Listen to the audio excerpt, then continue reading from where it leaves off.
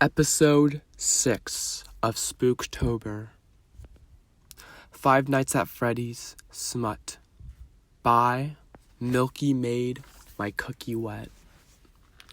Chapter 1, The New Guy. Mike's POV.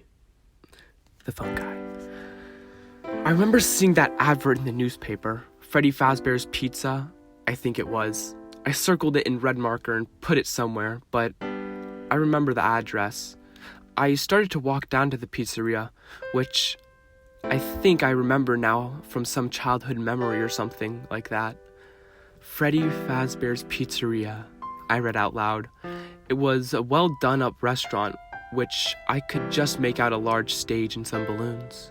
The high-pitched squeal of children drowned my ears as I pushed open the large glass doors. I saw a sign noted, "Night Guard application here," with an arrow leading to an office. Politely, I knocked on the door waiting for a reply. Hello, everybody. My name is Freddy Fazbear. The demonic squeals of joy rose from the children seated below the stage. The animatronic bear was wearing a red bow tie with a top hat and had painted rosy cheeks. Would you like to meet some of my friends? The robot stuttered in an extraordinary way.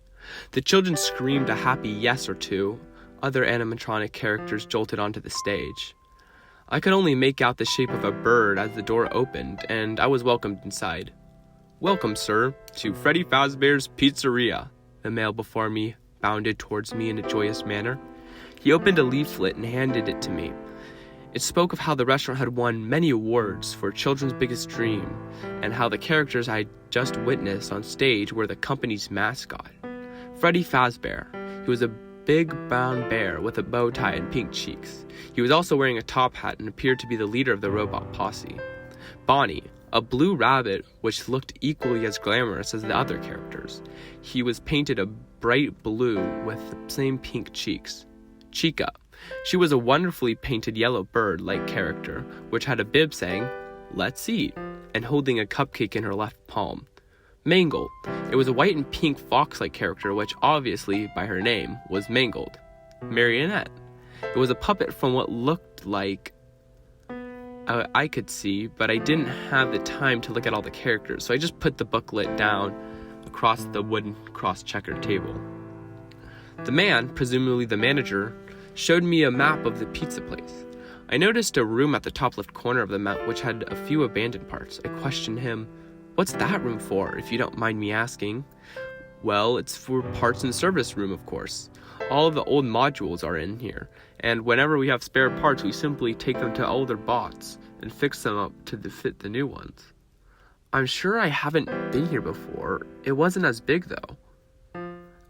We were a previous location called Freddy Fazbear's Family Diner," he explained a little more. "So, sir, would you like the job at Freddy Fazbear?" The decision was made. Chapter 2. The first night. Chica's POV. "It's nearly 12 p.m., I called to the guys on stage with me.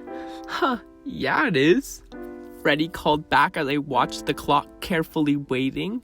We could hear the security guard laying his things out for the night ahead. "Should we go easy on him? Only because it's his first night," I stated, and Freddy responded, "What? Well, I guess so, but only for tonight because he needs to listen to the phone calls and we want a reaction or something. I don't even know why, but we will kill him tomorrow, right?" "Freddy, God, stop worrying. I only want a reaction out of him on the first night." "Well, true, but plus, it's not like we have killed many on the first night anyway," I argued back at him, so he shrugged his shoulders in a robotic way and sighed. I watched the clock as it turned 12, as we got into our places. Shutters echoed down the hallway from the night guard's office. I could even hear Mike breathe. I knew he was called Mike. I heard the manager say. He called his name before he left for the night, saying, "Just check on them to make sure they are still there, you know? And if they come to the door, just close it, because they might, well, it doesn't matter." Yeah, the manager doesn't even have the guts to say it. He's such a pussy.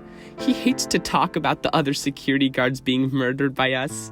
I grinned and waited until I could hear the phone guy say goodbye on the voice message and started to move slightly forwards. I ran to the vent. It was my turn to scare the crap out of the little night guard. I stood outside the vent opposite for a minute or two while he asked, "Where the hell is that bird?" I smirked as he looked up and saw me. "Oh shit!" he exclaimed. His mouth made a perfect oval shape as he fumbled for the fake animatronic mask. I could hear him shivering and breathing heavily. I moved out of sight for the remainder of the night, and I watched Freddy stare through the shaft when the torch battery ran out. The lucky bastard made it to 6, as his torch ran out only a minute ago. Chapter 3. The Happenings. Mike's POV. Jesus, oh my life. Last night was so terrifying. That cute duck Chica? Evil. That cute the bear Freddy? Evil. Bonnie the bunny? Also fucking evil. Jesus, they scared the life out of me. Plus that freaking music box I had to wind up. Why don't they must get a radio? That would please me so much. Why aren't there any doors? I heard this laughing, but I didn't know what it was. At first, I thought it was one of the kids that was still in the building. I was considering getting the hell out of there. Chica wasn't so bad. She just stared at me. Those others, though, they laughed as if they were mocking me. Damn, just looked at the clock and it was nearly time for me to leave. Another night at Freddy's. Time skip. I pulled out the torch and stared into the vent directly ahead of me. The light was dimming and it was only 4 a.m. I pulled out the tablet to check the cameras. No! I could see that jammed Chica in the large vent in front of me. I quickly wound up the music box and pulled on my mask. No, a soft voice sniggered. "You know, by now it isn't gonna work for me, Mike." Chica smiled at me. I would be scared half to death and have slashed my wrist by then, but for some reason, her voice sounded quite soothing and calm, as if she didn't want to hurt me. She stepped forwards into the office and grinned at me. I haven't been this close to her before, and I started breathing heavily. "Don't be scared, Mike. I want to help you." She grinned as she said, "Help you?" So I raised my hands above my face, trying to not let her hurt me. Chapter 4. 1987. Chica's POV. I heard the manager muttering to someone before we opened for the day. Something about kids on stage. I don't know. I couldn't hear much as they were in the office, but my sensitive ears could pick up that at the least. After a while, the doors opened and rivers of children rushed to start their birthdays. I roamed around, and I could see Freddy on stage welcoming some kids. The old diner Foxy was set up on stage. One of the children jumped up there. It was quite a blur. Foxy was strumming the guitar, playing his usual tune. One of the staff workers was calling the kid down and asked his parents to ask her son to sit back down on the table. "What's wrong with him being up there?" the mother retorted. The staff worker sighed.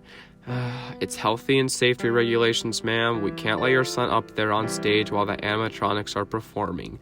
The worker droned. "If you have a problem with the laws of the restaurant, please leave now." "No, it's my son's birthday. I shouldn't leave." The worker decided to give up disputing with the demanding woman and took it upon himself to find the manager. Foxy, who had almost finished his song, swooped down to swing his instrument. Her instrument wasn't the only thing he caught. His mouth scraped the boy's forehead, biting off his frontal lobe, exposing his bleeding head and brain. Gasps from parents echoed across the restaurant. Screams and cries flooded my ears as I stared, eyes wide and jaw dropped, at Foxy, whose eyes were darting around at everyone and was breathing heavily. The restaurant was practically empty now, and the only few people left were the mother, her child, and some workers. I'm going to sue you for your whole company. Fucking health and safety. You knew this was going to happen. I bet you persuaded me to let my poor boy up on the dangerous stage on purpose. I'm calling the cops. I'm calling the fucking services and the boy in the ambulance. Your whole company is going to shut down. What a Karen. The screeching mother cried as her son was carried off on the stretcher. I quickly went to check on Mike. After Foxy's mistake. It seemed like us animatronics didn't really care about what happened during the day. I went over to Mike to see what he was doing, and I caught him masturbating, but he kind of had a really big dick. And after all, I did have a waste compartment where my nether regions would be, so as far as I'm concerned, my oil was getting overloaded. I walked up to Mike and he finally saw me. "Whoa, Chica, what are you doing?" I responded, "Oh, silly Mike, I'm here to help you." I leaned down and went to start to stroke his cock with my animatronic hand at a mechanic pace. I could hear Mike moan at the pleasure. Oh yeah, fuck Chica. And right before I was going to use my waste management system, I realized I just installed a new contraption. I pressed a button and there let out a 1-foot dildo that scared Mike, but he didn't run away. Mike responded, What is this? Are you gonna fuck me?" I laughed. "Of course I'm going to fuck you." Mike then started to run, but after all, I'm a robot and he couldn't beat my strength. I pushed him to the ground and I inserted my 1-foot long extrapolation and started thrusting into him.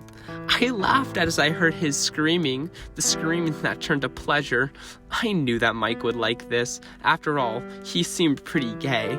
I kept thrusting into Mike until he started moaning a lot, and he finally climaxed. At that moment, I knew that this was probably over, and I could never have a relationship with a silly night guard. So I killed him. The end.